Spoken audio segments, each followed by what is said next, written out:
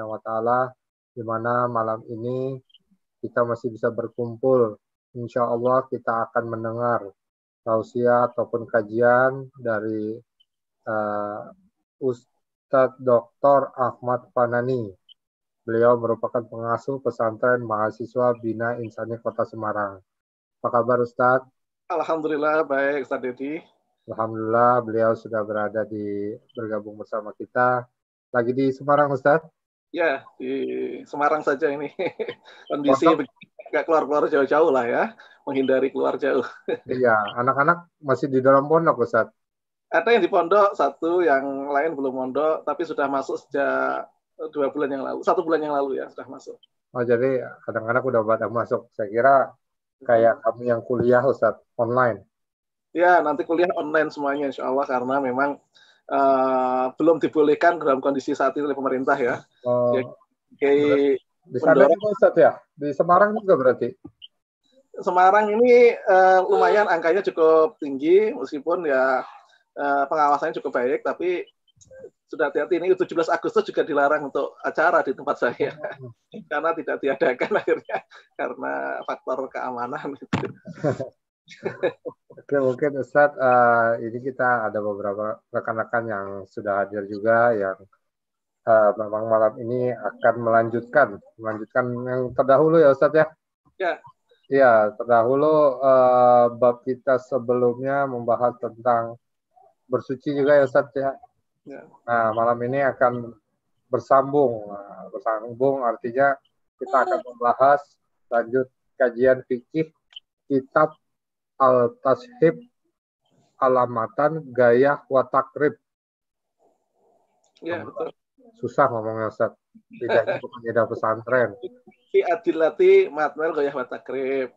Tentang sebenarnya kita takrib. Maka judul kita hari ini bersuci sesuai dengan sunnah. Karena kita ini matan atau ringkasan, tapi diberi keterangan sunnah-sunnahnya atau riwayat-riwayat yang terkait dengan itu. Yang namanya Talhib. Jadi kita belajar fikih nih ceritanya malam ini Ustaz ya. Ya, insyaallah. Salah satunya yang akan kita bahas adalah bab bersuci sesuai sunnah. Ya, jadi memang perlu kita ketahui bersama untuk bisa melakukan sebuah ibadah. Tentunya kita harus dalam keadaan bersuci. Ya, yang paling umum ya adalah sholat kita.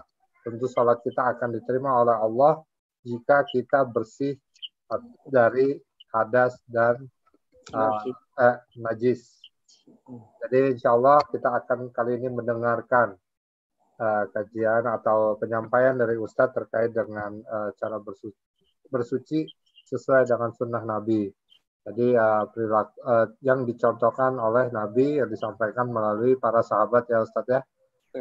Ya, jadi mudah-mudahan ini bisa menjadi ilmu buat kita semua biar kita tahu mana-mana batasannya, ya termasuk saya juga termasuk orang yang baru terakhir tahu Ustadz bahwa wudhu pun tidak wajib harus 3 kali sebenarnya, ada bagian-bagian tertentu ya Ustadz ya. Ya nanti ya mungkin selain itu juga akan Ustadz sampaikan lebih banyak. Untuk waktunya Ustadz kami persilakan Ustadz. Tafadhol Ustadz. Silakan. Baik, terima kasih ada Ustadz Dedi dan juga seluruh tim dari Madrasah Ikhwah. Assalamualaikum warahmatullahi wabarakatuh. Waalaikumsalam warahmatullahi wabarakatuh. Alhamdulillah wa syukurillah la haula wala quwata illa billah amma ba'd kepada seluruh pemirsa yang mengikuti kajian malam ini. Alhamdulillah kita berbahagia ya dalam situasi pandemi ini kita bisa justru mengaji yang lintas daerah ini berjauhan yang sebelumnya mungkin tidak jarang dilakukan hal itu. Nah, semoga ini membawa manfaat. Kita niati yang penting ngaji itu niatnya adalah menyempurnakan agama kita. Karena belajar fikih itu intinya satu. Mengamalkan ibadah dan muamalah sesuai tuntunan dari agama. Karena kalau ada sesuai tuntunan agama, kalau kita lakukan, kita akan dapat pahala. Kalau tidak sesuai tuntunan, maka mungkin kita tidak mendapatkan pahala, atau bahkan kalau melanggar, kita justru kena celaan dari agama. Dan itu tidak baik. Nah, toharoh ini bab dasar. Hari ini kita lanjutkan tadi sebagian disampaikan oleh Ustadz Dedi. Kemarin babnya tentang air. Hari ini kita akan bab mengenai bersuci dari najis dan hadas sekuatnya. Karena temanya akan bersambung terus ini ya. Bab ini bab panjang sekali. Kita tidak mengejar kuantitas, yang penting kualitas. Artinya bahasan kita tidak harus banyak, itu tidak harus. Yang penting kita memahami itu. Karena insya Allah ngaji itu sedikit-dikit, lama-lama dari sana sini, lama-lama jadi bukit gitu kan. Artinya Bapak Ibu atau saudara bisa ngambil dari mana saja. Ya, di era online ini kita bisa ngambil dari banyak ustadz, tetapi memang kita memperbandingkan sendiri, mencoba untuk merenung mana kira-kira yang sesuai dan kira-kira yang. Baik, hari ini kita mulai dengan bab najis. Najis dan hadas itu dua hal yang berbeda. Bersuci di dalam agama ada dua, bersuci dari najis dan bersuci dari hadas. Bedanya apa? Najis itu barang empirik. Kalau hadas non empirik. Misalnya orang mimpi basah malam hari, kan tidak kelihatan dia berhadas atau tidak. Orang nggak tahu kalau dia tidak bilang saya berhadas, tidak tahu. Tapi kalau dia kena kotoran, mungkin akan ketahuan baunya kah, warnanya kah, itu akan kelihatan. Tapi kalau hadas, insya Allah tidak kelihatan. Karena hadas itu sifatnya maknawi, abstrak. Nah, hari ini kita mulai dulu dari yang fisik dulu. Prinsipnya satu kan, dari tahalli, dan tajalli. Kita membersihkan dulu, baru mengisi, lalu akan kita mendapatkan pencerahan dari agama. Hari ini akan kita mulai dari bab mengenai bersuci untuk beberapa hal. Saya bacakan lambat-lambat, karena memang saya tidak menyediakan PowerPoint. Saya lebih senang dengan begini. Wajuludul maitati tathuru biddibah. Kulit bangkai itu suci dengan disama. Prinsipnya begini, semua benda mati, binatang yang mati tanpa disembelih itu adalah bangkai. Semua binatang mati tanpa disembelih namanya bangkai. Kecuali 3. Satu adalah manusia. Manusia tidak ada bangkainya. Jadi manusia nggak ada bangkainya. Meskipun meninggal dia bukan bangkai. Tapi kalau sapi, ayam mati tidak disembelih namanya bangkai. Nah, yang kedua adalah hewan-hewan laut. Ini nggak perlu disembelih. Maka dia tidak ada halal bangkainya, dikecualikan. Yang ketiga adalah tentu seperti serangga-serangga, seperti belalang, seperti jangkrik. Itu tidak ada bangkainya karena dia binatang tidak punya darah. Maka di desa dulu kadang-kadang ada orang makan jangkrik itu kan, jangkrik diambil, dilempar ke tungku panas, dimakan setelah itu. Boleh enggak seperti itu? Boleh. Halal insya Allah. Karena dia tidak memiliki darah, sehingga tidak perlu disembelih. Nah, kulit binatang bangkai seperti sapi, kerbau, kemudian kambing, ini pada dasarnya najis. Kalau tidak disembelih. Kalau disembelih seperti Idul Adha, jelas dia bukan bangkai sehingga tidak najis. Nanti akan berpertanyaan, bagaimana andaikan binatang itu terputus, katakan telinganya lepas, terkena apa, sobek, jatuh, apakah najis? Semua bagian binatang yang tidak disembelih atau terputus dari bendanya, maka dia najis. Nah, ada perkecualian. Kulit najis ini bisa diselamatkan. Dengan apa? Disama. Mungkin Bapak Ibu ada yang pernah tahu disama seperti apa ya? Disama itu caranya beda-beda ya. Disama itu dihilangkan basahnya agar dia tidak cepat rusak. Maka bangkai yang disama dikeringkan sehingga dia baunya hilang.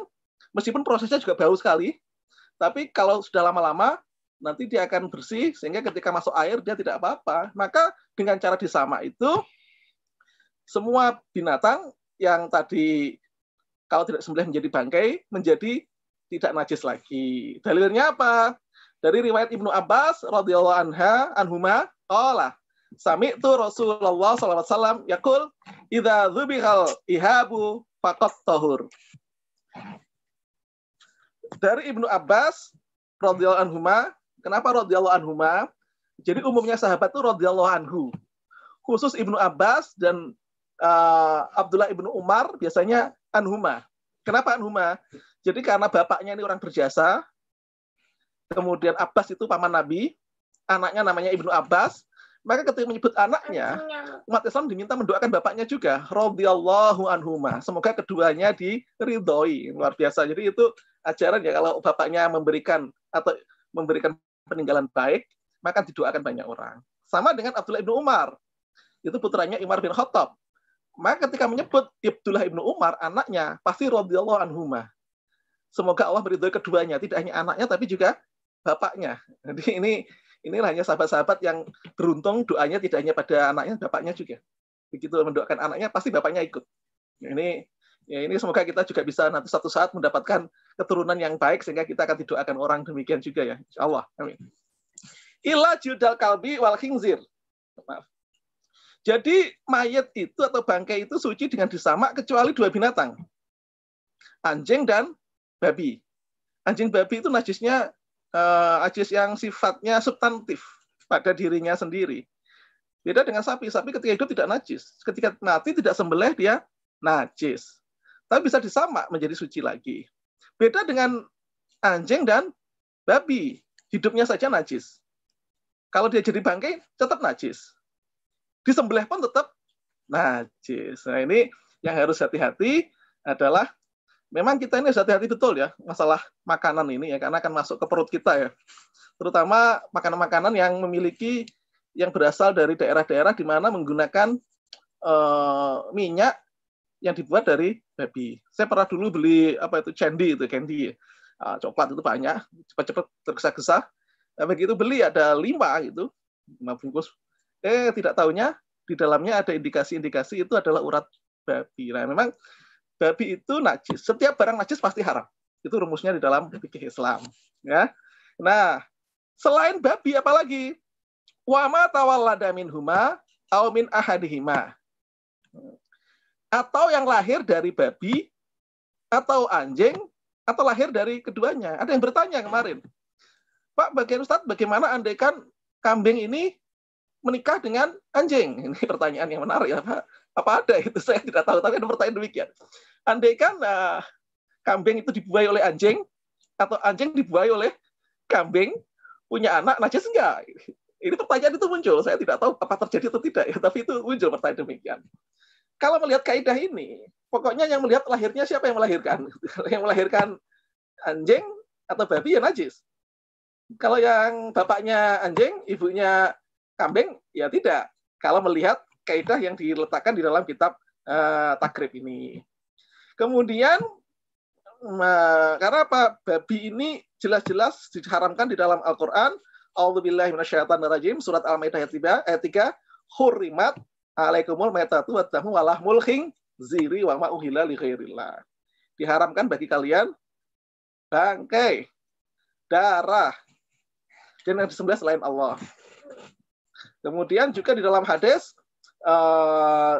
barang siapa menyentuh atau dijilat anjing, idza dzubiha anjing, maka fal yamsahu sab'an ulahuna biturab. Ini hadisnya saya agak sedikit lupa. Barang siapa yang dijilat satu wadah jika jilat anjing, maka basuhlah 7 kali. Salah satunya dengan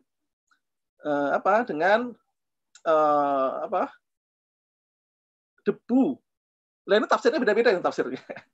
Kalau dulu orang mensucikan dari jilatan anjing itu betul-betul dari debu 7 kali air, lalu digosok-gosok gitu, salah satunya dengan pasir atau dengan debu. Tapi satu riwayat mengatakan bahwa Abu Hurairah itu meriwayatkan hadis itu, yang meriwayatkan hadis tentang haramnya atau najisnya jilatan anjing kecuali dibasuh 7 kali. Ternyata Abu Hurairah itu ketika dijilat anjing hanya membasuh 3 kali. Sehingga para ulama berpikir ini, sebenarnya dijilat anjing itu dibasuh 3 kali atau 7 kali? Riwayat Nabi 7 kali. Tapi Abu Hurairah yang meriwayatkan itu hanya mencucinya 3 kali.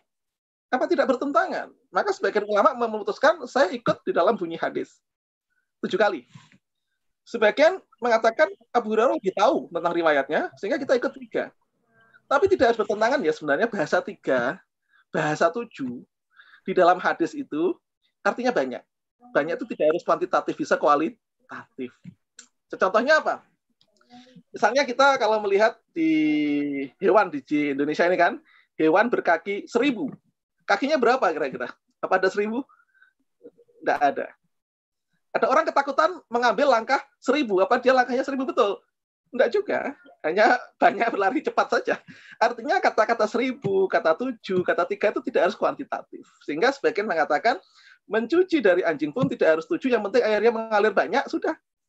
Itu di sabun juga boleh, tidak harus pakai pasir jika alasannya itu masuk akal. Artinya bahwa alasan itu kebersihan.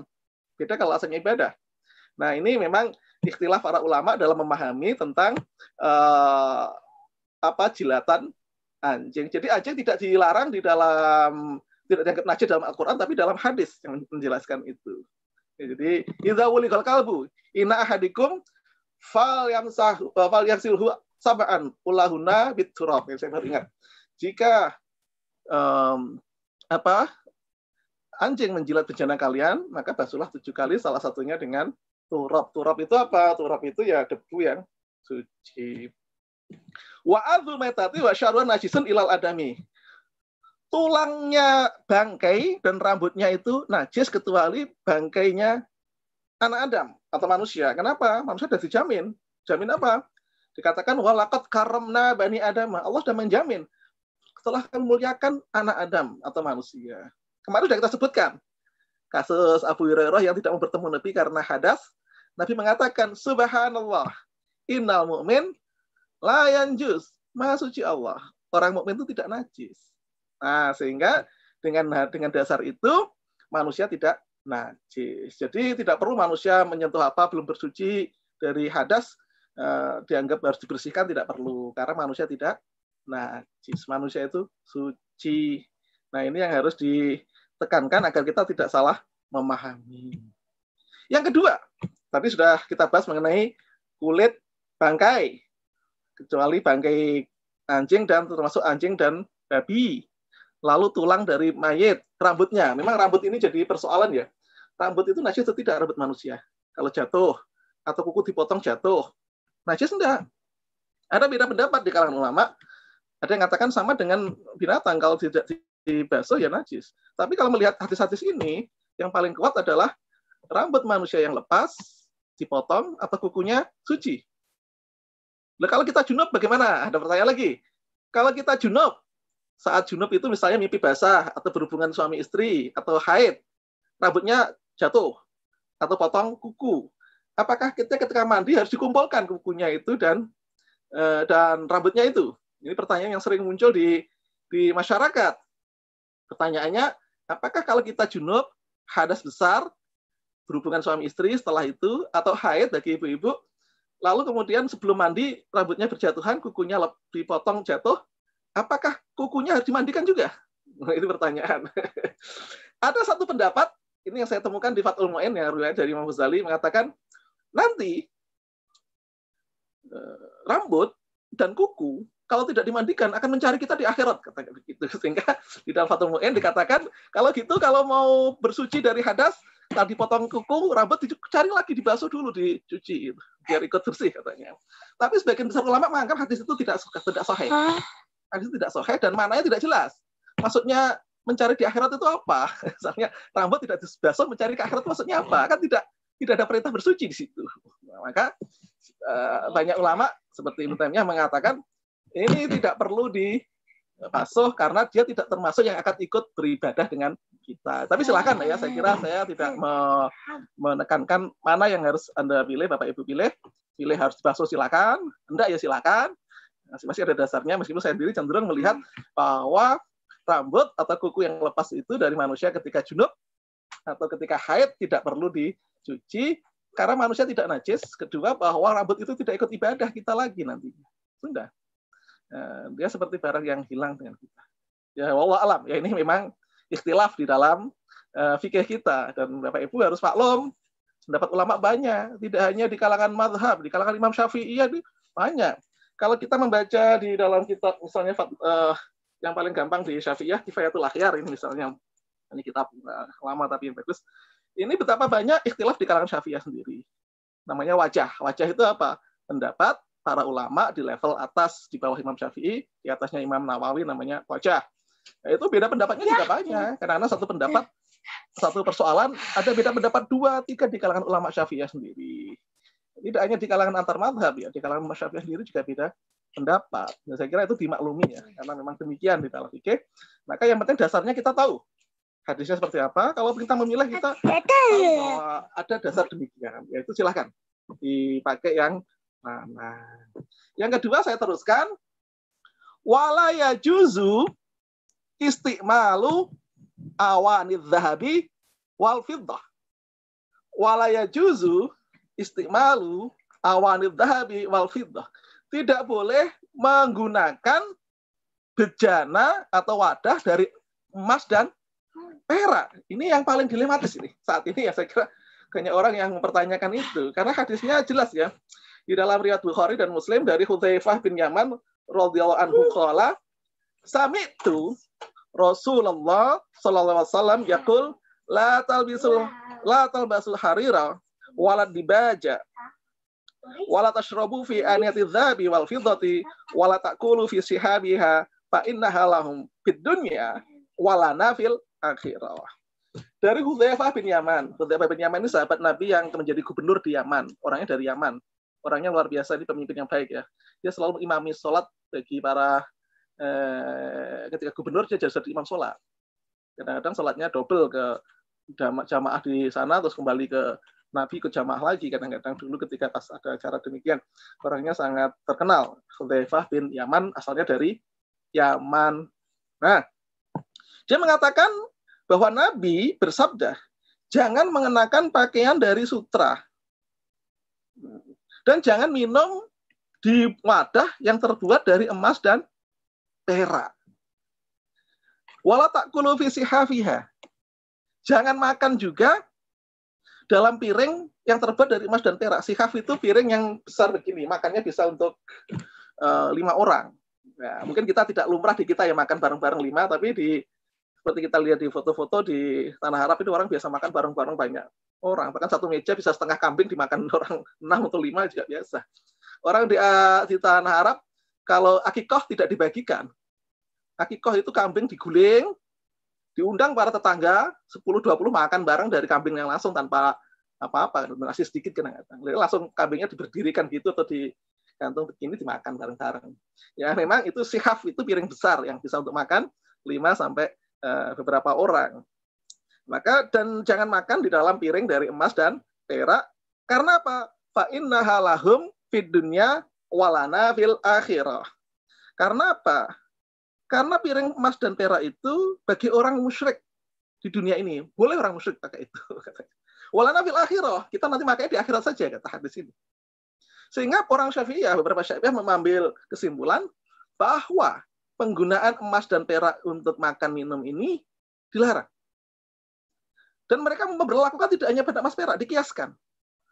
Dikiaskan apa? Semua wadah yang terbuat dari emas perak juga dilarang. Dengan kaidah ma haruma istimaluhu haruma ahdhuhu atau ma haruma ahdhuhu haruma istimaluhu.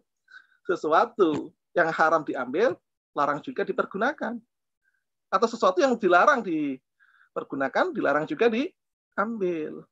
Tapi beberapa ulama berbeda, bahkan di kalangan Syafi'iyah juga beda. Imam Syafi'i sendiri di Qaul Qadimnya memakruhkan saja, tidak melarang. Kecuali dalam kasus gelas dan piring untuk makanan itu dilarang, tapi selain itu tidak, hanya makruh. Maka di dalam Subul Salam dikatakan satu pendapat yang kuat katanya As-San'ani di dalam Subul Salam, dia mengatakan kias di dalam kasus ini tidak cukup kuat dasarnya. Ada 2 kemungkinan. Satu ulama mengatakan mengapa emas perak ini dilarang dipakai untuk bangunan, bahkan kalau dalam Syafi'iyah dilarang di bangunan. Dasarnya dikatakan ya karena dia emas dan perak dilarang. Ada yang mengatakan karena khawatir dipergunakan untuk kesombongan. Jadi larangnya bukan karena emas perak tapi karena kesombongan. Kecuali untuk perhiasan. Nah, perhiasan ini tidak berlaku semua, hanya ibu-ibu yang boleh pakai perhiasan emas. Bapak-bapak tidak boleh. Nah, nggak tahu ini alasannya, kilat-kilatnya apa? Apakah juga karena tadi kesombongan? Meskipun sekarang mulai muncul gelang dari emas, jam dari emas. Memang ini menjadi persoalan, apakah itu juga dilarang sebagai kias terhadap piring dan gelas tadi itu yang dasarnya hadis piring dan gelas sebenarnya. Dia hanya nyebut itu. Apakah juga berlaku pada yang lain juga? Ada dua pendapat tadi. Syafi'iyah mengatakan berlaku untuk semua benda. Yang logam sama saja. Tapi sebagian ulama seperti di dalam Subul Salam, bahkan dalam fikih sunnah tidak dibahas itu, artinya tidak dianggap sebagai hal yang urgen dalam. Tapi kalau masalah untuk gelas perak, untuk gelas dan piring itu sudah jelas, hadisnya jelas, sehingga dia mengklaim ini sudah ijma, kesepakatan ulama, sehingga mereka mengatakan oke lah yang lain masih makruh lah, makruh kalau Imam Syafi'i makruh dalam qaul qatimnya, makruh itu tidak sebaiknya dipakai, meskipun kalau dipakai ya tidak dosa, tapi untuk piring dan gelas itu tidak boleh tetap. Nah ini wa yajuzu istimalu ghairi ma minal awani. Maka dikatakan di sini benda-benda wadah lain selain emas perak boleh dipakai. Nah ini Bapak Ibu sekalian, ini mengenai najis. Apakah ini najis pertanyaannya ya? Apakah emas perak najis? Maka tadi sebabnya bukan karena najisnya. Ada ulama beda pendapat karena memang dilarang di dalam nas atau dikhawatirkan menjadi alat untuk berlomba-lomba di dalam kesombongan. Ada yang dulu pertanyaan, man jarra thawbu khulaya la yamdurullahu illa fil yaumil qiyamah. Berarti kasus isbal ya. Isbal itu apa? Memanjangkan celana di bawah mata kaki. Banyak ikhwan berpandangan bahwa isbal itu dilarang dan hadisnya banyak itu. Baik mutlak maupun muqayyad. Mutlak itu tidak dijelaskan alasannya. Ada juga yang dijelaskan alasannya. Khulaya, karena kesombongan. Nah, maka ada dua pendapat. Oh, kalau berpakaian bercelana harus di atas mata kaki. Dasarnya apa tadi? Manjarah sabu khulaya yang berdullah fil akhirah. Jika siapa menarik pakaiannya di bawah mata kaki, maka Allah tidak akan melihat di akhirat. Berarti itu kan dilarang betul. Nah, itu kan. Sebagian mengatakan larangan itu tidak berdiri sendiri. Larangan itu ada alasan hukumnya. Alasannya apa? Khulaya. Sombong. Kalau tidak sombong, ya tidak apa-apa. Nah, ini beda pendapat menafsirkan itu kan. Kalau memang dasarnya karena sombong, kalau nggak sombong tidak apa-apa kan. Nah ini memang ulama beda menafsirkan itu. Saya mengatakan dua-duanya benar. Karena dua-duanya benar juga. Yang mengatakan harus di bawah, ya silahkan karena ada perintah Nabi demikian. Yang tidak mengatakan, ya ini karena alasannya jelas. Al-hukmu ya duru malillah wujudan wa adaman. Hukum itu ada tidak berdasarkan alasannya. Kalau alasannya nggak ada, ya tidak dilarang. Seperti yang tadi. Kalau dia tidak sombong, ya tidak apa-apa. Nah itu, ya Allah alam bisawab ya. Ini satu pendapat, saya tidak mengatakan mana yang benar. Silakan dua-duanya, para ikhwan juga boleh, yang lain juga silakan di dalam hal itu. Karena ini memang ikhtilaf para ulama di dalam memahami isbal. Dulu saya ditanya oleh Pak Kos saya, jadi membawa majalah isinya, satu majalah separuhnya isinya hadis tentang isbal. Saya memaklumi ya bahwa hadisnya banyak, mulai dari Bukhari, Muslim, Ahmad, Abu Daud, At-Tirmidzi, An-Nasai, hampir semua ashabus sunan atau kutubus sittah meriwayatkan itu. Sehingga betapa kuatnya hadis itu kan gitu kan, sehingga para mengatakan kalau gitu ini hadis jelas sekali. Kalau tidak sombong tetap dilarang, sombong apalagi dilarang. Tapi kalau yang mengatakan itu adalah alasan supaya tidak sombong tidak apa-apa. Perbedaan ini wajar ya. Wajar dalam kasus misalnya nanti kita bahas mengenai menyentuh perempuan hukumnya apa. Hampir mirip dengan itu. Nah, nanti kita sampai di sana insya Allah. Sabar dulu. Nanti akan kembali sampai. Ke niat ya Ustaz ya. Kenapa? Semua itu akhirnya kembali ke niatnya. Nah, ke niatnya memang. Niatnya. Maka saya tidak setuju juga dikatakan orang yang celananya diangkat itu salah. Ya tidak juga. Hadisnya jelas banyak. Ya kan? Tetapi bahwa itu diwajibkan semua orang ya saya tidak setuju juga karena ada pendapat yang berbeda. Saya kira gitu aja saya. Jadi kita harus melihat dimensinya lebih sesuai dengan fikih ya. Fikih itu memang melihat dimensi itu. Nah, memang harus demikian. Kemudian kita masuk bab ketiga, siwak. Nah, ini Bapak Ibu pernah mendengar siwak ya? Nah. Ya, siwak itu seperti apa? Misalnya seperti sikat gigi sekarang. Maka dikatakan siwak itu apa? Di dalam tafsir dikatakan as-siwak al-alat allati tudaliku bil asnan wa yutlaqu alal fi'li. Kata Mustafa Tibul Bigha, siwak itu apa? Alat untuk menekan gigi. Tapi ada yang mengatakan maknanya bukan alatnya, perbuatan bersihkan itulah siwak itu. Jadi siwak itu bisa mengacu pada bendanya, alatnya, bisa mengacu pada perbuatan. Kata kerja berarti saja. Bisa ya. Kata sifat, kata kerja. Kata kerja. Maka alatnya bisa apa saja. Kalau dulu orang di pondok bawa kayu apa ya, kayu gaharu ya. Oh. Digantungkan di sini, pagi sebelum sholat subuh digini-ginikan, digini-ginikan, diletakkan lagi. Nah, dulu begitu. Tapi kalau melihat ini kata kerja, alatnya kan bisa beragam-ragam, tidak harus kayu baru itu, ya kan? Bisa pakai sikat gigi kah, bisa pakai yang lain. Maka sabda Nabi dari Aisyah radhiyallahu anha, anan nabiyya sallallahu alaihi wasallam qala as-siwaku matharatun lil fami mardatun lir rabb. Siwak itu membersihkan mulut, menjadikan ridha bagi Allah. Jadi Allah ridha kalau kita bersiwak. Jadi Islam itu punya ajaran kebersihan ya sebenarnya. Jadi harus disuruh siwak itu kebersihan, Pak. Bangun tidur suruh cuci tangan sebelum dimasukkan yang lain. Jadi banyak ajaran kebersihan sebenarnya. Yang kemarin Pak Abdurrahman mengatakan mungkin harus direvitalisasi ajaran-ajaran itu, sehingga tidak murni fikih ya. Fikih itu pokoknya untuk ibadah sudah, kalau nggak untuk ibadah ya nggak terlalu penting. Gitu. Ya, saya kira perlu direvitalisasi agar bermanfaat bagi kemanusiaan dan bagi kesehatan. Kecuali dalam puasa. Maka saya bacakan dulu. As-siwaku mustahabun fi kulli halin. As-siwaku mustahabun fi kulli halin. Siwak itu mustahab. Mustahab itu apa? Disukai, disunahkan.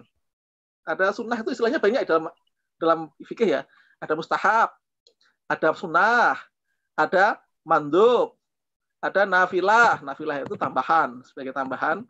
Seperti dalam tahajud itu nafilah. Nafilah itu tambahan yang sunnah bagi umat Islam, wajib bagi Nabi. Jadi banyak istilah untuk menyebut pada anjuran-anjuran itu di dalam Islam. La khulufu, maka kecuali orang puasa nanti. Ila ba'da zawalis shaim. Jadi siwak itu dianjurkan kecuali setelah matahari, setelah siang itu jatuh ke barat. Bagi orang yang berpuasa di hari Ramadan tidak dianjurkan bersiwak.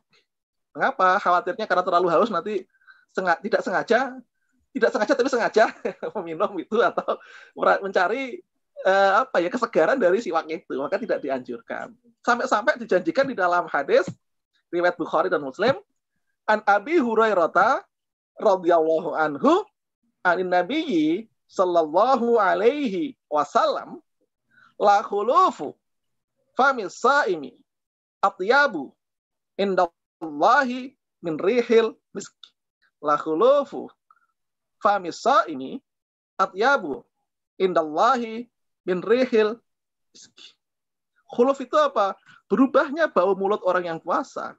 Berubahnya bau mulut orang yang puasa itu lebih baik menurut Allah dibandingkan bau minyak kasturi. Jadi orang puasa harus pede ya, baunya nggak enak. Wah, ini menurut Allah lebih wangi dibandingkan kasturi. Harus percaya diri. Nanti kalau nggak percaya diri nanti makan min jadi masalah itu atau menghisap tidak perlu. Maka di dalam orang puasa dijamin bahwa orang puasa ini baunya itu dihargai sekali. Maka siwak ini dianjurkan dalam setiap hal, setiap kesempatan sebenarnya. Tapi dalam 3 kesempatan lebih lagi anjurannya. Kapan itu? Wa huwa fi salasati mawadhi'a asyaddu istihbaban. Jadi siwak itu di 3 tempat sangat dianjurkan. Kapan itu? Inda taghayyuril fami min azmin wa ghairihi. Satu, dianjurkan siwak itu kalau berubah mulut karena apa? Azmin. Karena berubahnya mulut akibat diam yang lama. Lama diam itu bau mulut. Dianjurkan siwak. Boleh nggak Pak diganti dengan permen relaksa misalnya? Itu kan juga apakah itu boleh? Sebenarnya siwak itu lebih kepada alat dan perbuatan menggosok-gosok, tapi memang untuk pendapat pakai semprotan, pakai ini sebenarnya juga bisa, tapi memang tidak ditunjukkan langsung oleh dalil. Masalahnya itu saja. Tapi secara makna sama. Artinya apa? Intinya satu, agar orang hilang bau mulut sebenarnya. Maka apakah siwak harus pakai kayu digosok-gosok atau sikat gigi? Ya kalau melihat definisi awal dari hadis ini harus begini. Tapi kalau lihat pesannya, yang penting baunya hilang, bersih. Ya sekali tetap harus pakai sikat gigi, tapi di kondisi tertentu lama dia bisa saja pakai semprotan yang lain. Karena intinya apa? Dianjurkan sekali ketika berubah bau mulut. Wa indal qiyami minanom. Yang kedua kapan disarankan orang siwak? Ketika bangun dari tidur. Nah, ini hadisnya Bukhari dan Muslim, dan lainnya dari Hudzaifah bin Yaman lagi. Hudzaifah bin Yaman mengatakan, kana Nabiyyu sallallahu alaihi wasallam idza qama minal laili yashushu fa'u bisiwak. Jadi Hudzaifah bin Yaman ini meriwayatkan Nabi ini kalau bangun malam, enggak tahu ya. Enggak tahu Hudzaifah Nabi bangun malam. Ya Nabi itu kan tidurnya bersama Siti Aisyah dengan para istrinya, tapi kadang-kadang mungkin beliau juga tidur di masjid bersama sahabat yang punya sufah. Sufah itu apa? Sufah itu di belakang rumah Nabi itu ada suf atau masjid yang di situ para sahabat yang tidak punya rumah, yang musafir tinggal di situ, tidur di situ kadang-kadang. Nah, maka dikatakan Nabi itu kalau bangun malam ini menggosok-gosok giginya, mulutnya dengan siwak. Sehingga sangat dianjurkan bangun tidur itu siwak. Yang ketiga kapan? Wa indal qiyami ila shalah. Jadi dianjurkan sekali siwak satu ketika bau mulut berubah terlalu lama diam, ketika bangun tidur. Yang ketiga ketika akan menjalankan sholat. Biar tidak mengganggu orang lain. Sebenarnya di dalam Islam itu dilarang mengganggu orang sholat ya. Misalnya apa? Dilarang pakai pakaian yang bertuliskan yang mengganggu orang khusyuk sholat. Nah sekarang ini kadang-kadang ada pakaian-pakaian yang aneh-aneh kaos tulisannya. Jangan dibaca. Yang membaca apa gitu. Kadang-kadang ini kok sholat kok pakai baju gini ganggu orang saja di belakangnya. Itu ada yang mungkin tidak paham ya. Sehingga pakaiannya justru yang bertulisan aneh-aneh itu yang mengganggu orang untuk ibadah. Ada yang biasanya kalau di masih remaja dulu kadang-kadang orang bangun tidur masih bau gitu langsung sore udah tidak mandi bangun ke masjid, masya Allah ini menjadi fitnah itu. Fitnahnya apa? Karena akhirnya orang mau sholat itu tidak khusyuk. Makanya di dalam hal itu disarankan sebelum sholat siwak, kecuali tidak bau ya. Kalau bau sebaiknya siwak agar wangi. Nah, wangi boleh nggak wangi-wangian? Kemarin kita bahas pertanyaan Ustadz Dedi ya, Ustadz Dedi, boleh nggak wangi-wangian dipakai kalau mengandung alkohol? Kemarin kita bahas ada dua pendapat, alkohol itu najis dengan dasar bahwa dia tidak boleh diminum. Ada yang mengatakan ayatnya hanya bicara perbuatan minum khamr, tapi bendanya tidak. Nah, ya silakan. Itu pilihan pendapat. Saya kira saya tidak memaksakan mana yang Bapak Ibu pakai. Itu saya tunjukkan dua-duanya dan memang ada yang menganut dua-duanya. Silakan saja. Nah, yang dasar tadi apa? Riwayat Abu Daud dan lainnya dari Siti Aisyah radhiyallahu anha. Anan Nabiyya sallallahu alaihi wasallam kana yarqud min lailin wala naharin fayastayqidhu ila tasawwaka qabla an yatawadda. Siti Aisyah meriwayatkan dari riwayat Abu Dawud di dalam kitab sunannya bahwa Nabi itu tidak bangun malam maupun siang kecuali pasti siwak sebelum wudhu. Jadi siwaknya sebelum wudhu, bukan setelah wudhu dianjurkan. Siwak dulu baru berkumur-kumur. Nah, lah boleh nggak dibalik? Dibalik saya kumur-kumur dulu baru siwak pakai garu. Kalau melihat hadisnya dianjurkannya sebelum wudhu. Tapi ini bukan perintah yang wajib, hanya sunnah. Sunnah itu ya tidak dilaksanakan tidak dosa. Tapi kalau dilaksanakan dapat pahala. Ya kira-kira begitu ya. Jadi tidak satu kewajiban di dalam ini. Kenapa? Karena siwak sendiri hukumnya tidak wajib, sehingga kita tidak boleh mewajibkan yang tidak wajib. Itu kata kunci ya. Sehingga diriwayatkan Bukhari dan Muslim dari Abu Hurairah, Anin Nabi sallallahu alaihi wasallam qala, laula an asyqa ala ummati la amartuhum bisiwaki inda kulli salatin. Wa fi riwayat Ahmad la amartuhum bisiwaki ma'a kulli wudhu'in.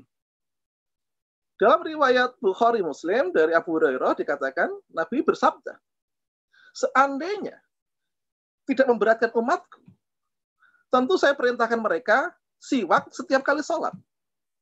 Kata seandainya itu apa ya, degris apa istilahnya itu? Itu perandaian yang tidak terjadi kan.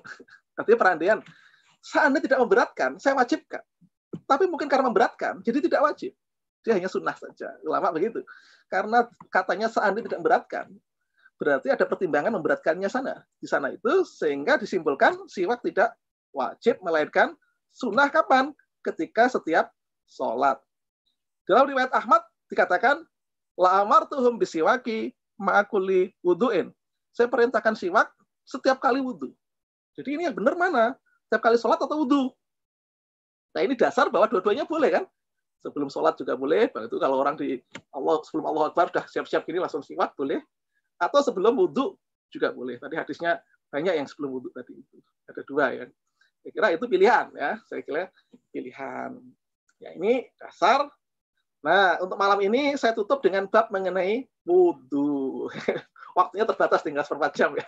Wudhu. Ya, nanti kalau waktunya panjang ya bisa sampai yang mandi dan lain-lain tayamum. Tapi malam ini sudah selesai bab mengenai bersuci dari najis. Tapi kitab takrib ini tidak detail. Tidak menanyakan bagaimana menyucikan dari tanah. Tanah itu kan boleh sebenarnya bersuci hanya dengan digosok-gosokkan. Dalam hadis dikatakan, jika salah satu kalian datang ke masjid, fal yuqalib na'laik. Nah, maka hendaklah dibalik sandalnya itu atau sendalnya itu lalu digosokkan di tanah. Kalau suci dia jadi suci.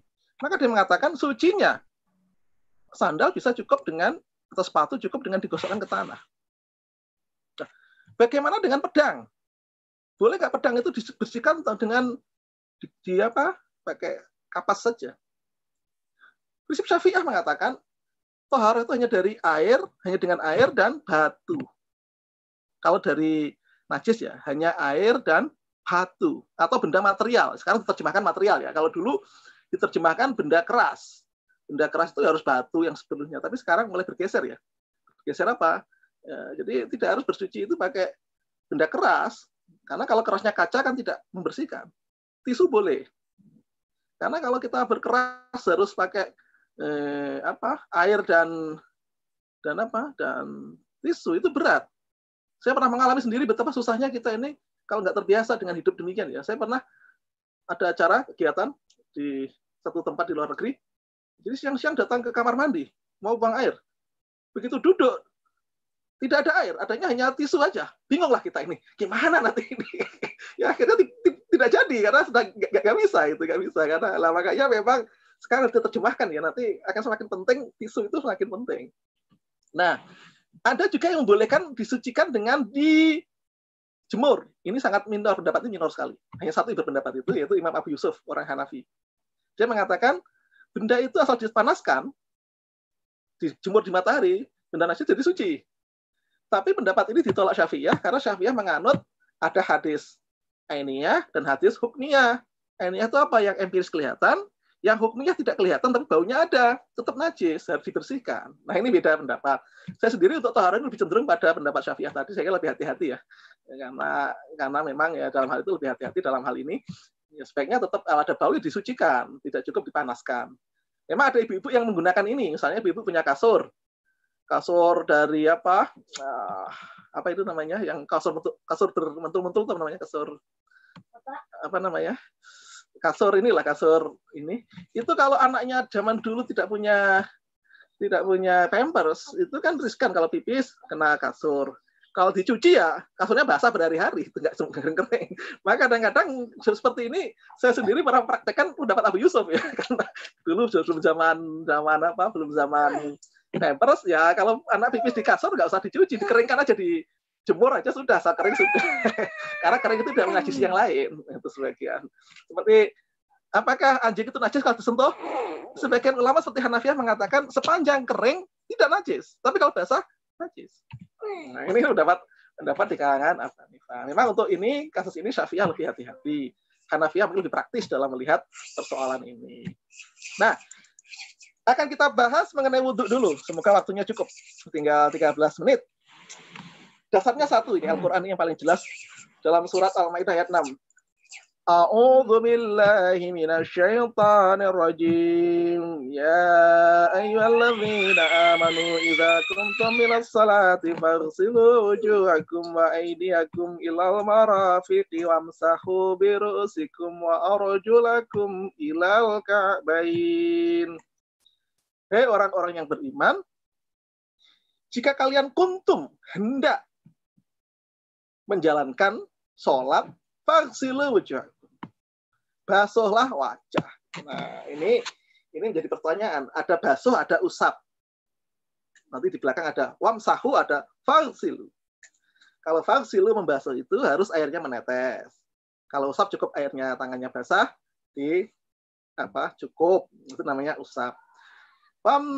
Fagsilu wujuhakum. Wajah itu mana? Ini kan perdebatan ulama ya. Wajah itu di mana? Ada yang mengatakan ya wajah itu sebenarnya di hadisnya bukan wajah ya. Maaf, fagsilu wajah. Wajah itu mana? Yang menghadap ke depan itu wajah. Maaf ya, hadah itu di depan. Jadi wajah itu yang ke depan. Yang mana ada ke depan? Maka ulama mengatakan semua kan hadap depan, rambut menghadap depan, ya kan? Telinga menghadap ke depan, hidung menghadap ke depan. Lah yang mana? Karena di dalam ayat ini kepala diatur sendiri, telinga sendiri, hidung sendiri. Berarti kalau gitu yang wajah adalah yang itu yang tampak kulitnya ini saja, ya kan? Kulitnya saja itu. Jadi tidak termasuk rambut, tidak termasuk telinga, meskipun telinga ini juga menghadap ke depan. Tidak termasuk juga dalamnya hidung. Dalamnya hidung cukup dengan istinsyak. Istinsyak itu ngambil air lalu dihisap lalu disemprotkan. Nah, ini kalau nggak terbiasa sakit itu, tapi kalau terbiasa ya nggak apa-apa. Enak itu.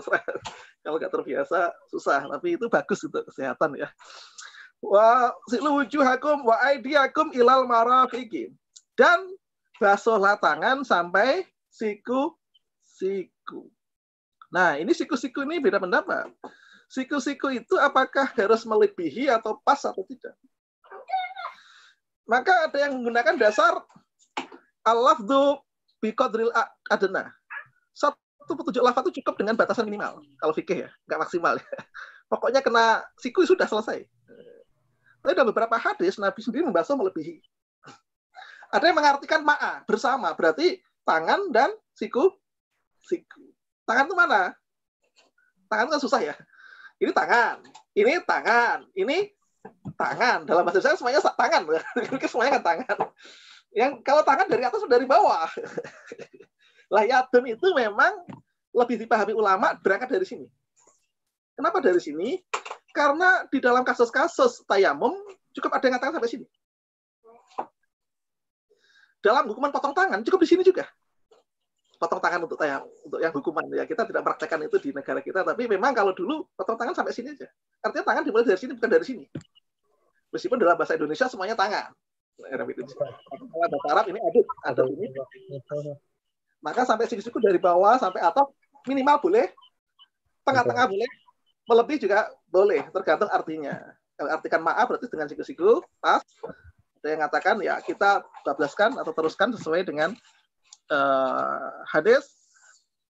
Ini ada riwayat dari Muslim yang dipakai oleh Syafi'iyah dari Abu Hurairah.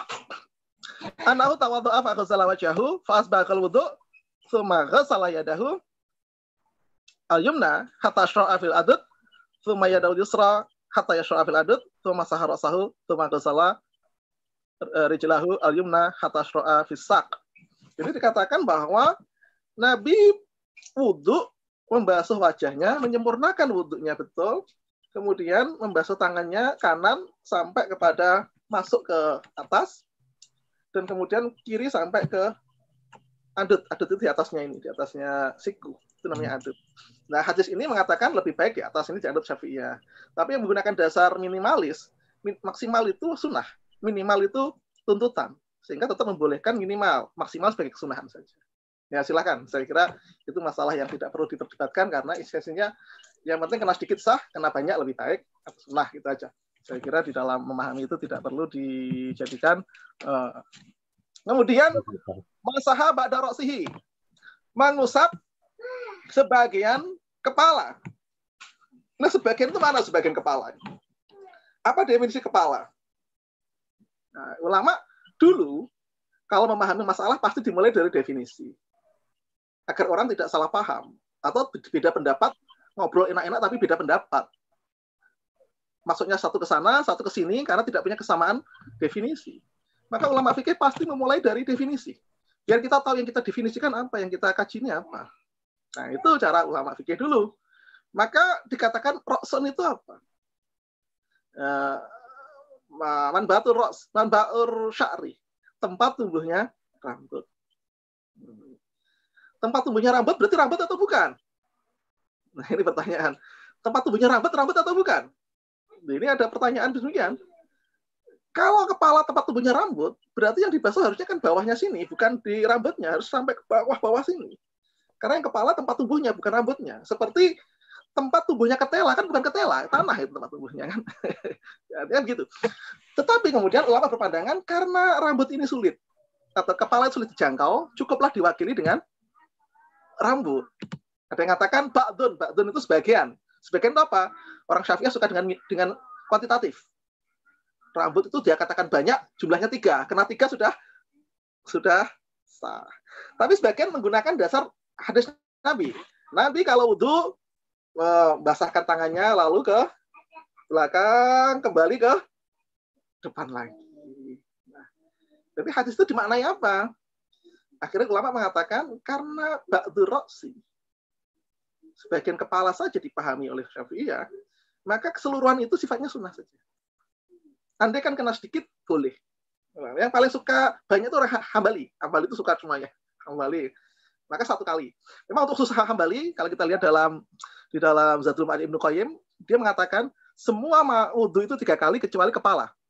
Kepala cukup 1 kali. Tapi Syafi'iyah mengatakan, ya basuhlah 3-3 berlaku semuanya. Nah, ini beda pendapat ya. Orang Hambali suka 1 kali kepala, yang lain 3-3. Tapi kalau Syafi'iyah semuanya 3. Gitu aja. Ini karena apa? Ya meskipun ada praktek Nabi begini, tapi ada hadis mengatakan membasuh wudhu itu 3-3. Dia menggunakan 3-3-nya itu. Orang Hambali mempraktekkan Nabi hanya basuh ini 1. Berarti 1. Ya silakanlah, saya tidak ada masalah dengan itu. Saya kira boleh-boleh saja. Memang enak dibuat boleh-boleh saja lah. Biar tidak menjadi kesulitan kita. Bukan menggampangkan hukum ya, tapi memang dua-duanya ada dasarnya. Saya mau bilang apa? Dua-duanya ada dasarnya. Dan memang hadisnya juga ada. 3-3 itu ada, yang 1 kali juga ada. Ya kalau orang dulu suka dengan kompromi. Kompromi itu apa? Oke lah. 3-3 itu sunnah. Minimal 1 gitu aja untuk kepala. Akhirnya dibuat kompromi demikian di dalam pendapat hukum ya, di dalam faktor itu. Tapi silakan. Wa ghuslu rijlaini ilal ka'bain. Membasuh kaki sampai mata kaki. Lalu tertib apa? Wamsahu birusikum wa arjulakum ilal ka'bain. Wa arjulakum itu dibasuh ya, bukan diusap. Kalau kepala diusap karena praktek Nabi tadi, kalau kaki ini beda pendapat. Ada riwayat syad mengatakan wa arjulikum. Sehingga ada sahabat seperti Ibnu Abbas, kalau nggak salah Ibnu Mas'ud ya, itu kaki juga diusap. Tapi mayoritas ulama wa arjulakum bacaannya, sehingga tetap dibasuh. Kalau diusap kan cukup dikenai air sedikit sudah kena, cukup disentuhkan gini. Tapi kalau dibasuh harus mengalir. Dan terakhir tertib. Tertib itu dari mana dasarnya? Dasarnya ya begini. Sebenarnya rukun tertib itu tidak ada dasar yang konkret, jelas gitu ya. Wah, wudu harus tertib itu tidak ada. Tetapi ulama melihat dalam kasus orang kalau sa'i, sofa marwah itu mulai dari sofa atau marwah. Ya kan? Dari marwah ke sofa atau sofa ke marwah dulu. Maka ulama mengatakan ada riwayat dari sahabat nggak salah, ibda'u bima bada Allah bih. Mulailah dari yang dimulai Allah. Allah bilang inna sofa wal marwah. Berarti sofa dulu baru marwah. Ini berlaku dalam ayat ini, meskipun ayat itu tidak katakan tertib, nggak ada keterangan tertib, nggak ada. Kalau dipahami secara hukum, misalnya saya merintahkan anak saya kan, nah pergilah ke pasar, belilah sabun, belilah sikat gigi, belilah gula. Boleh nggak saya beli gula dulu, sabun, sikat gigi, bolak-balik? Boleh kan? Nah kalau wudu bagaimana? Apa boleh dibolak-balik? Akhirnya ulama lebih suka dengan pendapat tadi seperti sa'i ibda'u bima bada Allah bih. Mulailah dari yang dimulai oleh Allah. Allah mulai dari membasuh wajah, lalu tangan, lalu siku, baru sampai siku, lalu mengusap kepala, baru kaki, urut. Nah, tidak sesuai dengan itu. Maka ditambahkan rukun namanya tertib. Nah, ditambahkan itu sebagai agar orang tertib ya. Kalau wudunya tidak diatur gitu mungkin bingung ya. Anak-anak wudunya kadang-kadang kepala dulu, kadang-kadang kaki dulu, kadang-kadang itu kan membingungkan. Akhirnya dibuatlah, ya sudahlah, ini rukunnya masuk tertib karena urutan ayatnya begini begitu, biar tidak menimbulkan persoalan. Nah, saya kira ini sebagai dasar. Sebenarnya setelah ini kan bahasan mengenai sunnahnya, banyak sekali sunnahnya, ada 10. Mungkin waktunya tidak cukup. Kalau Ibu yang dirahmati Allah, ini sebagai satu pengantar diskusi kita mengenai bersuci. Tadi sudah kita bahas bersuci dari najis, Kita akan bahas juga bersih dari hadas, baru bab mengenai fardunya wudhu. Karena wudhu itu dasar dalam sholat. Kalau ayat ini menuntut sebenarnya, setiap kali sholat harus wudhu sebenarnya. Karena idza kuntum bersyarat, setiap kali mau sholat, wudhu lah. Tetapi ada praktek Nabi, di mana Nabi menggunakan satu wudhu untuk beberapa sholat. Sehingga kata-kata Quran ini tidak dipahami seperti asalnya, ditafsirkan dengan perbuatan Nabi. Sehingga dibolehkan satu wudhu untuk banyak sholat sesuai praktek Nabi. Kalau Qurannya menunjukkan ketika mau sholat, wudhulah. Tapi Nabi membolehkan mempraktekkan beberapa kali sholat dengan satu wudhu. Ya artinya akhirnya pilihan. Setiap kali sholat wudhu juga boleh. Saya masih punya wudhu, mau sholat wudhu lagi, sesuai ayat ini juga boleh. Sesuai praktek Nabi juga boleh juga. Jadi itu saya kira dua hal yang tidak bermasalah karena ada dasar dari nas untuk dua-duanya. Saya kira demikian ya untuk bahasan ini sebagai pengantar. Silakan jika ada pertanyaan mengenai bab mengenai tadi itu yang sudah kita bahas mulai dari membersihkan dari najis kemudian siwak sampai kepada fardunya atau rukun ya. Fardu itu rukun. Fardu itu kuat sekali kewajibannya. Kalau wajib itu ya wajib. Kalau orang Syafi'iyah katakan fardu dan wajib sama. Kalau orang Hanafi mengatakan fardu itu sangat urgen. Tidak boleh tidak. Kalau wajib masih itu tetap kuat tapi tidak sekuat fardu. Nah ini maka dikatakan bahasanya furudul wudhu, fardunya wudhu. Wallahu alam bisawab. Saya kembalikan kepada Ustaz Dedi selaku moderator. Silakan jika ada pertanyaan atau masukan. Silakan kembalikan. Jazakallah khair Ustaz. Ya, seperti yang kita dengar bersama terkait dengan cara bersuci. Kita dari hadis dan ada beberapa penjelasan tentang hadas tadi ya Ustaz ya. Ya. Jadi memang banyak yang mungkin kita akan temukan sehari-hari ya Ustaz. Bermacam-macam. Ya, termasuk nanti sebenarnya saya nggak tahu apakah nanti akan ada pertanyaan yang seputar mendahului dari ya tadi akan dibahas masalah batalnya wudhu. Belum ya Ustaz ya? Ya, kenapa nanti pertanyaan. Oke, ini ada dua pertanyaan yang udah siap Ustaz. Saya akan bacakan dulu Ustaz. Nanti sambil kita menunggu. Wah, ada 3 kayaknya nih. Bismillahirrahmanirrahim. Dari Gina Alimah.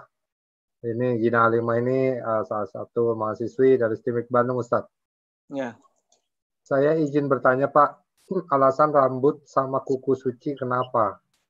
Dan apa bedanya dengan anggota tubuh yang lainnya? Terima kasih sebelumnya. Satu-satu atau satu-satu ya? Satu-satu aja Ustaz, biar ini terfokus. Kenapa rambut dan kuku itu suci? Jadi begini, suci itu kita bicara tentang hukum dasar ya. Hukum dasar rambut dan kuku itu suci atau tidak? Beda nanti kalau sudah terkena najis, itu kan tidak suci lagi. Suci, kena najis tidak suci. Rambut kena najis tidak suci. Tapi ulama fikih sering bicara hukum dasar. Hukum dasar itu apa? Sebelum kena perubahan, hukumnya apa dia? Kan gitu. Nanti akan banyak hukum itu selesai dengan hukum dasar. Namanya istishab. Misalnya begini, saya bertemu binatang.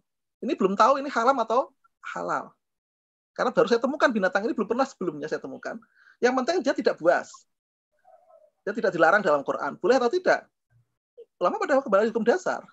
Selama tidak ada larangan, hukumnya boleh. Untuk muamalah, untuk urusan sehari-hari manusia. Tapi kalau ibadah beda. Ibadah itu kalau tidak ada pedoman tidak boleh.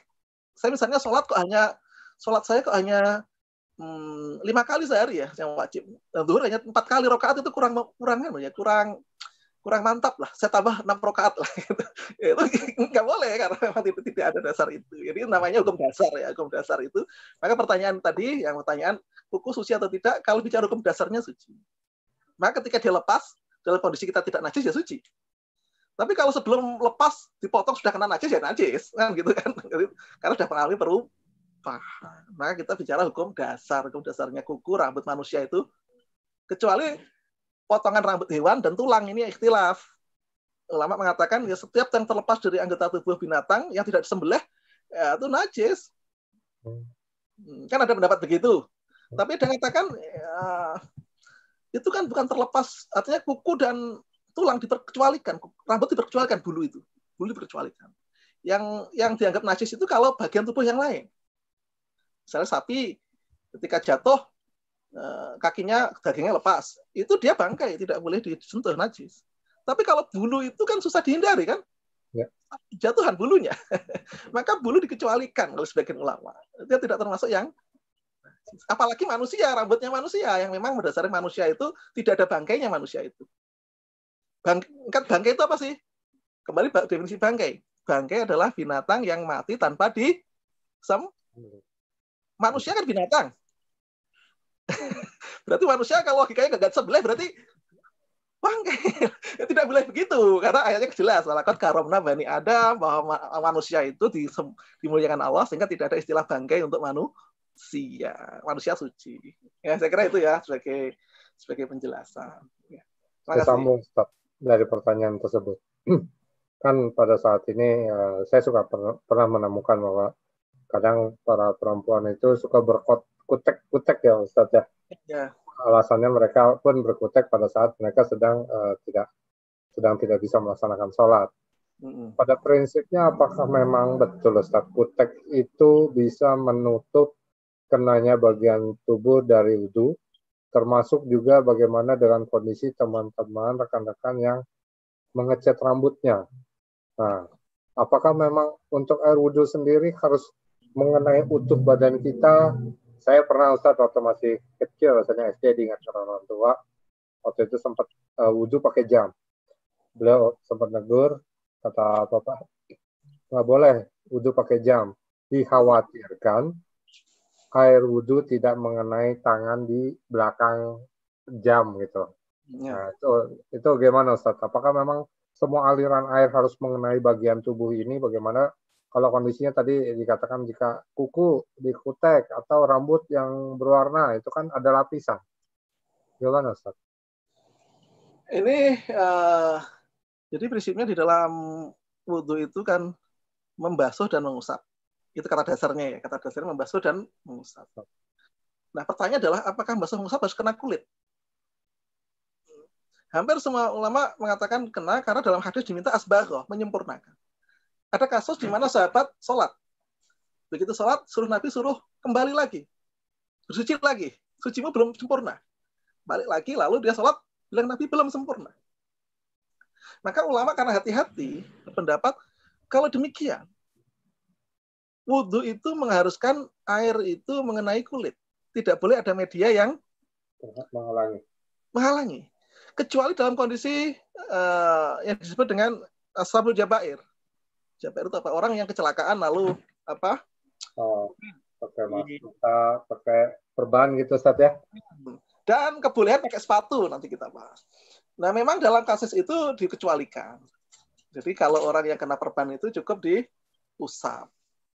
Tidak perlu sampai tawa, tapi ada masyarakat ulama kalau bisa ya kalau dia memasang itu dalam kondisi suci.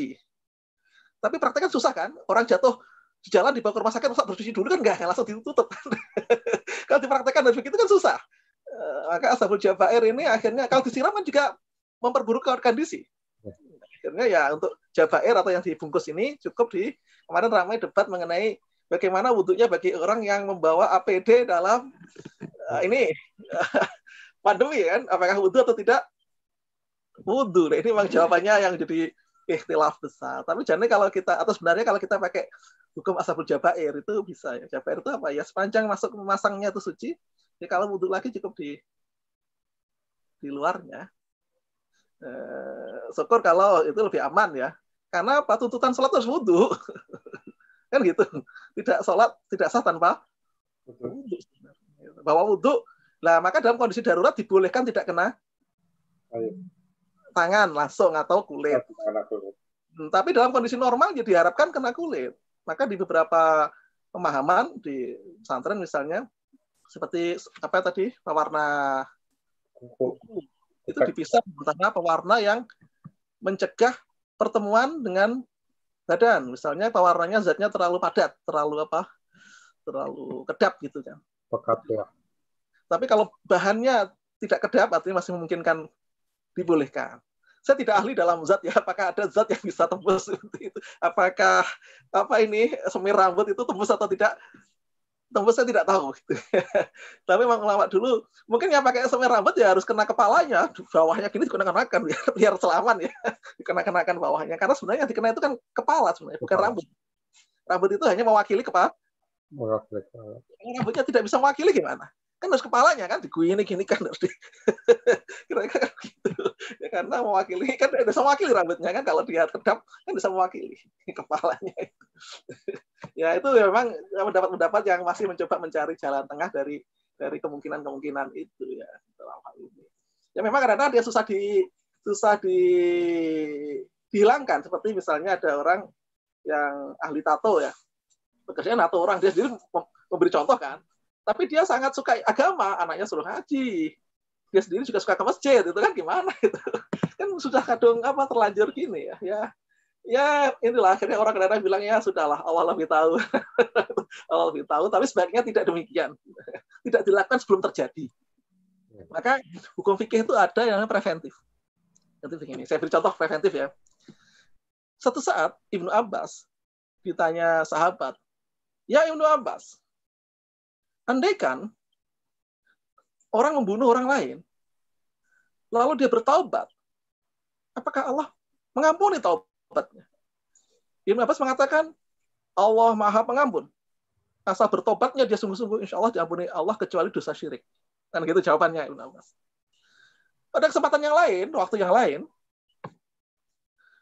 orang bertanya lagi kepada Ibnu Abbas, "Ya Ibnu Abbas, andaikan orang membunuh orang lain, dan dia setelah itu bertobat, apakah diampuni Allah?" Ibnu Abbas mengatakan, tidak.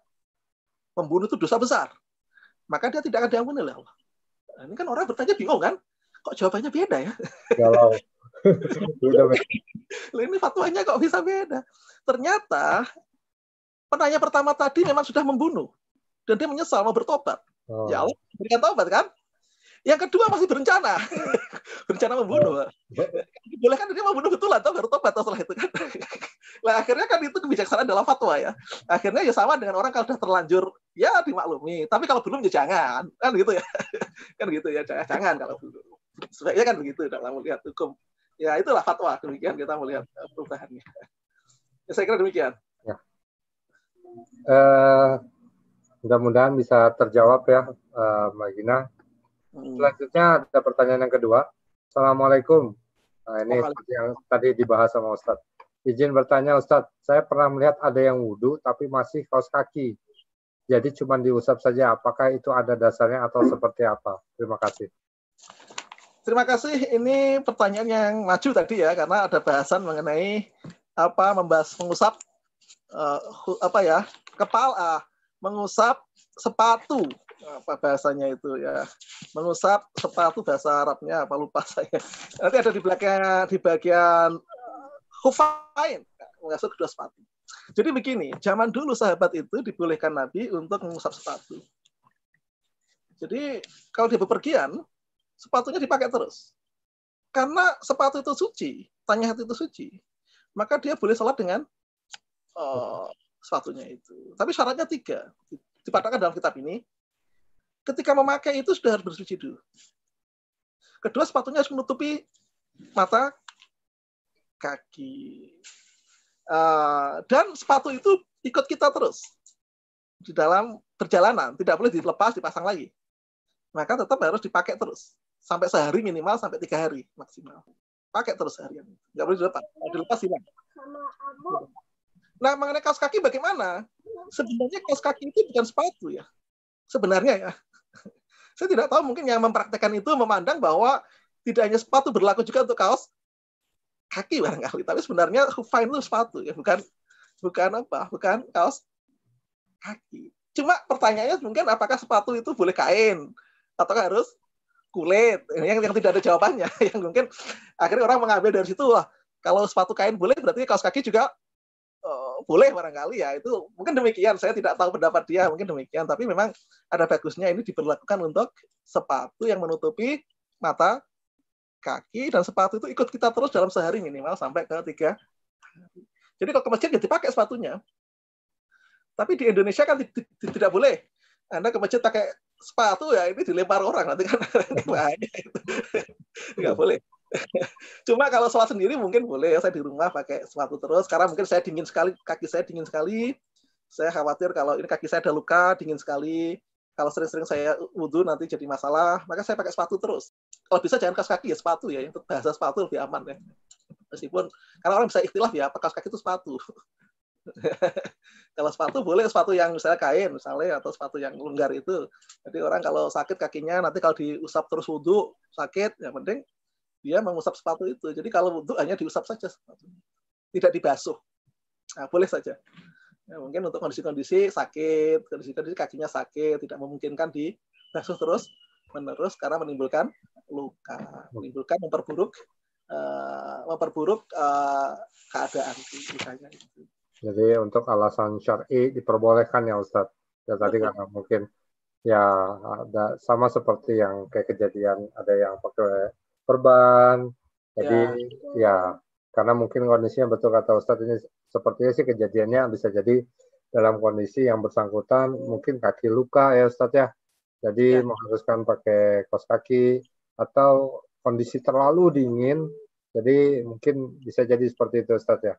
Jadi tapi dengan alasan tertentu.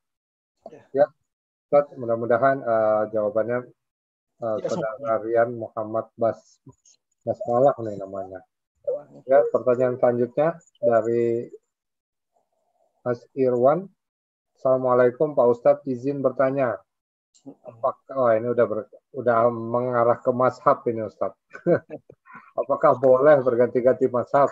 Contoh Zuhur Syafi'i, salat asar Imam Hanafi, baik itu di dalam sholat maupun dalam wudhu atau yang membatalkannya. Padahal kita belum bahas ya Ustaz.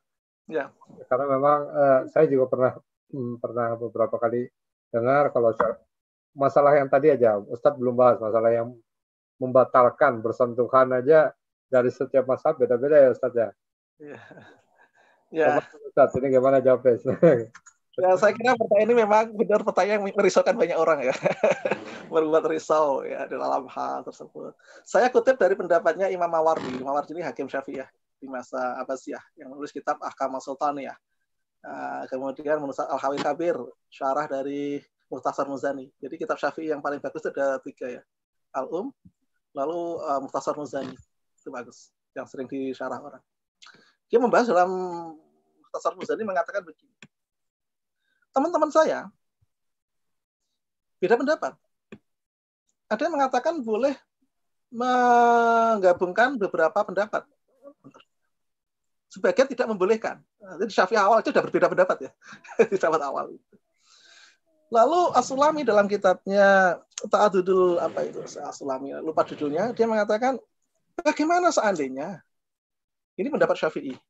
Ada 2 pendapat di kalangan Syafi'i. Satunya murni Syafi'i, satunya mirip pendapat yang lain. Ikut yang mana? Ada yang mengatakan ya ikut yang lain, ya ikut yang pendapat Syafi'i yang sama dengan yang lain. Karena lebih banyak pendapat lebih bagus, gitu kan? Sama dengan yang lain, kira-kira begitu. Yang satu mengatakan lebih baik yang khas, tidak beda-beda. Ya artinya memang mazhab itu memang menjadi perdebatan dia.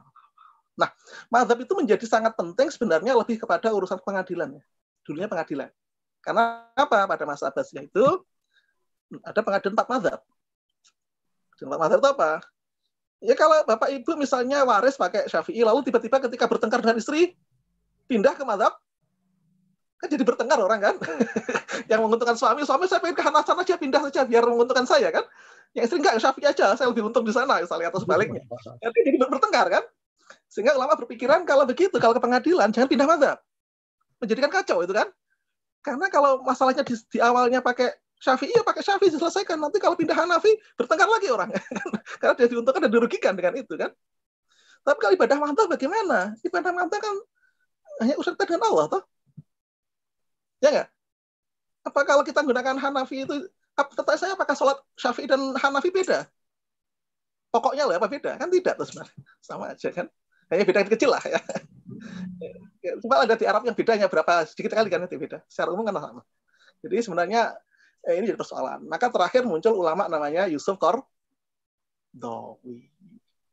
Yusuf Qardawi mengatakan ijtihad ada 2 dalam kitabnya tentang ijtihad itu.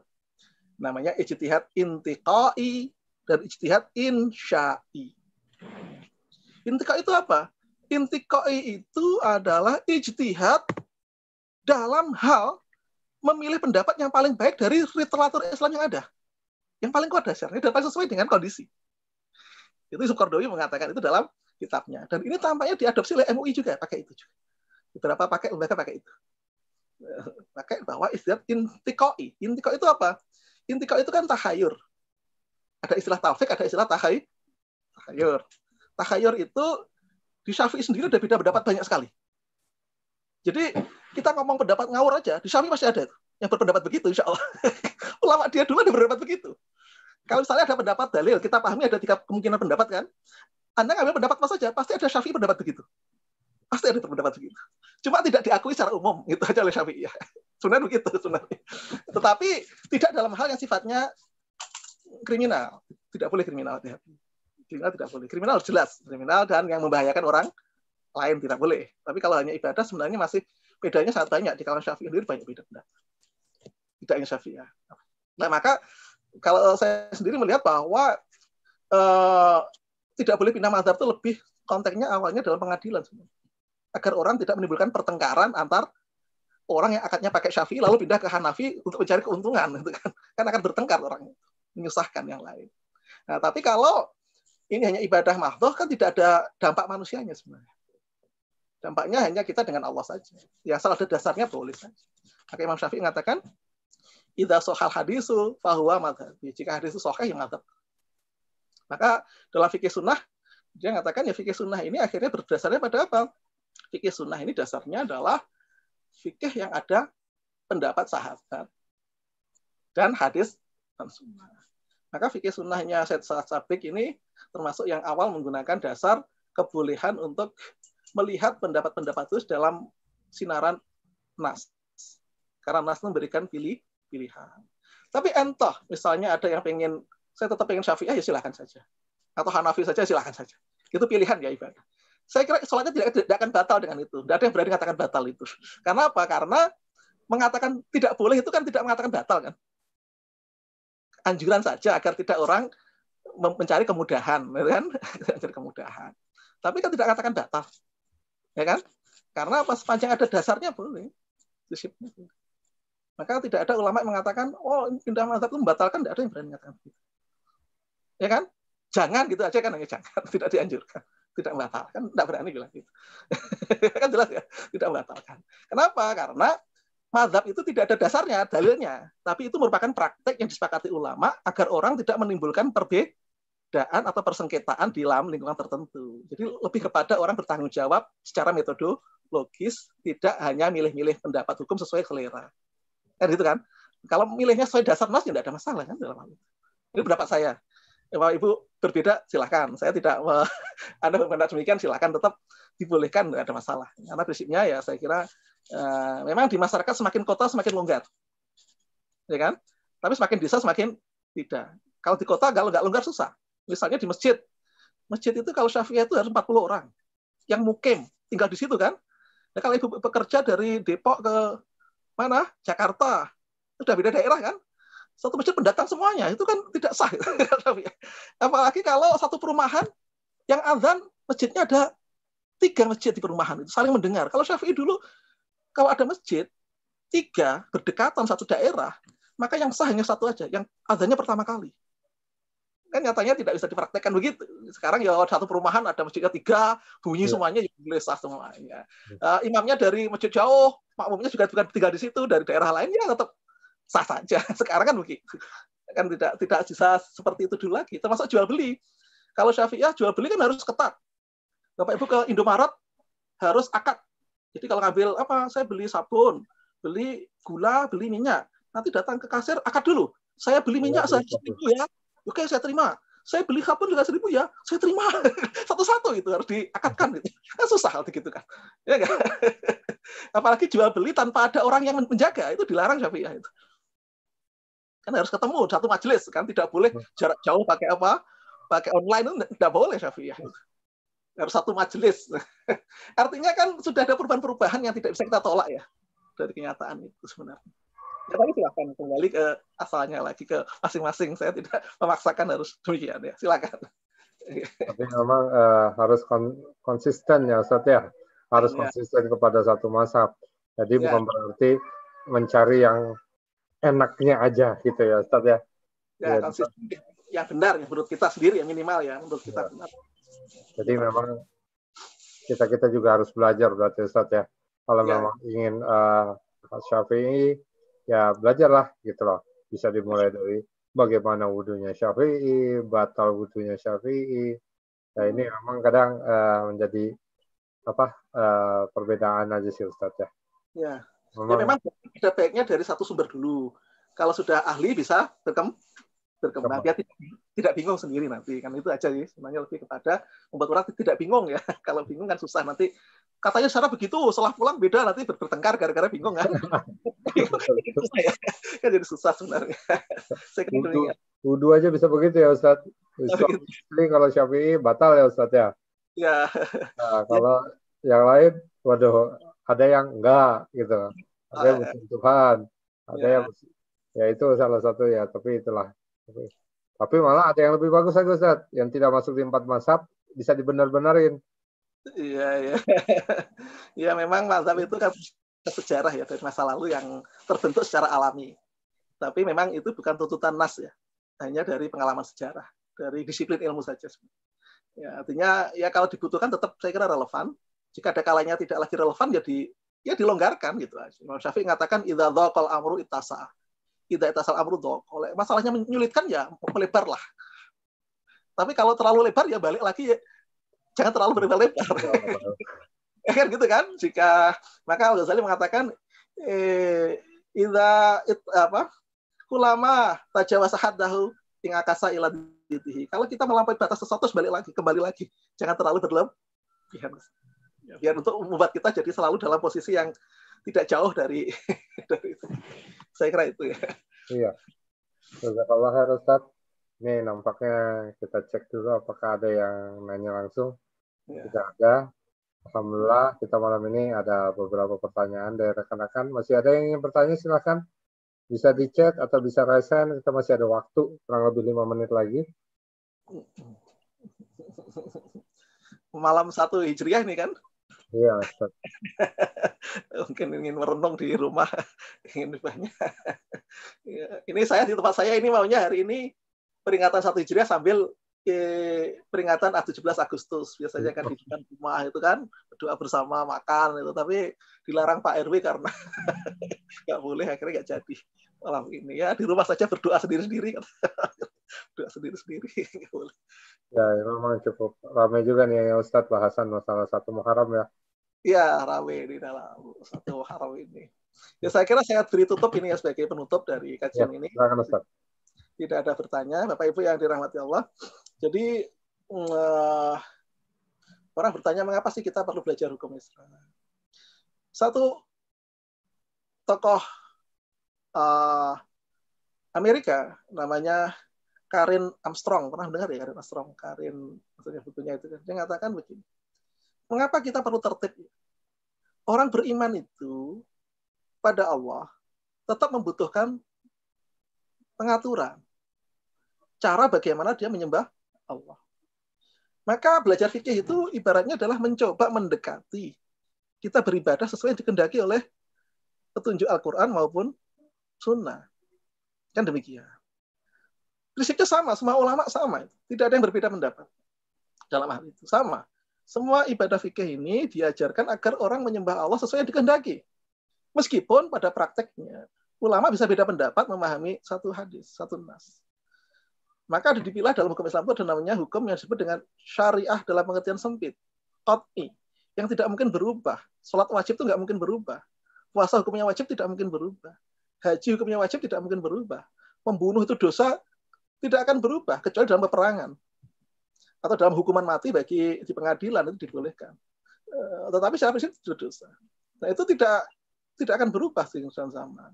Tapi ada hukum tertentu yang mungkin akan mengalami sedikit perubahan karena waktu. Seperti saya contohkan tadi, di banyak daerah sekarang sudah mulai Bapak Ibu ke bandara membeli minuman, memasukkan uang, dimasukkan lalu ditombol keluarlah minuman itu.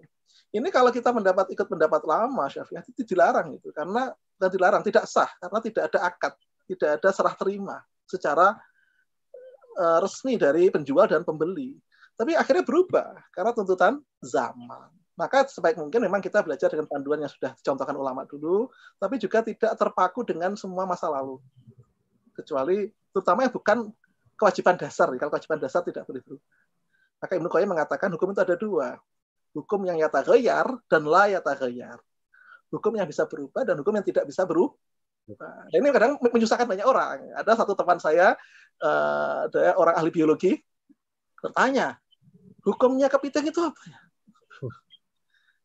Kepiting, MUI mengatakan semua kepiting, baik di darat, lautan, hukumnya halal. Dia bilang, hukumnya berubah-ubah ya? Saya masih kecil itu haram, lalu halal, lalu haram lagi gimana? Kan itu membuat orang jadi apa ya? Jadi, kalau MUI kan melihat itu satu jenis ya, satu kelas ya. Maka satu kelas berlaku hukum yang sama dalam satu kelas itu, tanpa membedakan di laut maupun di laut maupun di darat. Tapi ada orang bilang, oh beda. Kalau di laut namanya kepiting, kalau di sungai ketam, gitu kan? Tapi sebagai daerah mengatakan di tempat saya asal berkaki begitu sebetulnya kepiting semuanya, nggak ada bedanya. Nah ini yang jadi persoalan yang membuat orang jadi bertanya. Ya itulah namanya wilayah di mana orang akan beda pendapat. Dan itu wajar dan maklum. Ya. Kita tidak bisa mengatakan tidak boleh, nggak bisa ya. Karena itu memang maka ada orang sumpah saya tidak akan makan ikan. Lalu tiba-tiba diberi daging sapi, boleh nggak makan itu? Lah kalau orang Jawa Timur ikan itu semuanya kan, ikan ayam, ikan sapi, ikan kan gitu ya. Kalau di tempat lain ya ikan itu ya hanya di laut atau di air. Kalau yang sapi bukan ikan, daging namanya kan. Artinya kan sumpah itu tergantung dari bahasa yang dipakai. Nah itulah namanya perbedaan-perbedaan yang membuat orang bisa berubah hukum karena perubahan tempat. Kan gitu ya, gitu ya. Itulah saya kira kita harus melihat juga dimensi-dimensi itu. Saya kira demikian. Terima kasih pada seluruh pendengar, pemirsa. Semoga ini menjadi amal kita untuk thalabul ilmi karena kita selalu diperintahkan untuk thalabul ilmi, menyempurnakan. Karena minimal kalau kita tidak paham pun sudah ikut belajar, kalau paham alhamdulillah, dipraktekkan alhamdulillah. Kan kira-kira begitu dalam hal ini. Dan saya terima kasih juga pada Madrasah Ukhuwah yang sudah memfasilitasi ini sehingga menjadi forum yang semoga bermanfaat. Terima kasih. Saya kembalikan kepada Pak Ustadz Dedi. Assalamualaikum warahmatullahi wabarakatuh. Waalaikumsalam warahmatullahi wabarakatuh. Jazakallah khair Ustadz. Terima kasih banyak atas kajian informasi yang dalam sekali terkait dengan pembersihan diri ini, ceritanya bersuci.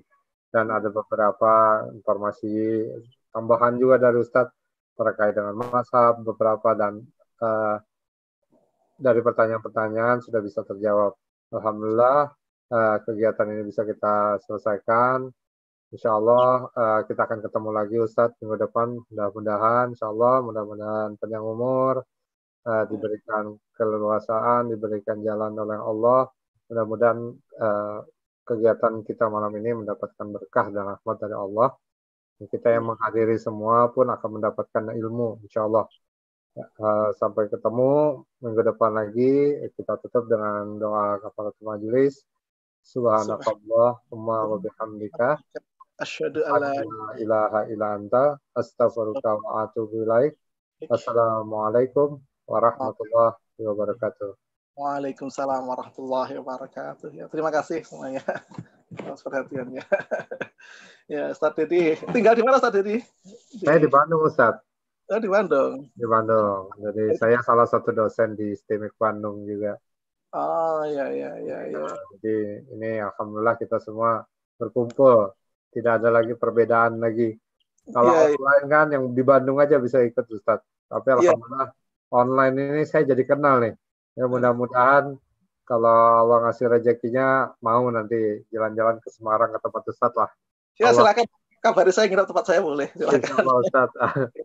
Iya deh. Alhamdulillah banyak kenal dengan rekan-rekan yang mudah-mudahan forum ini menjadikan kita menjaga ukhuwah Islamiyah yang makin erat. Ya, amin. Buat Madrasah Ukhuwah atas kegiatan ini. Ya, sampai. Ya. Baik, terima kasih Bapak-bapak. Ya, semoga bisa ketemu lagi di saat kesempatan. Saya pamit undur diri. Jazakumullah semuanya. Assalamualaikum warahmatullahi wabarakatuh. Waalaikumsalam warahmatullahi wabarakatuh. Terima kasih juga semuanya.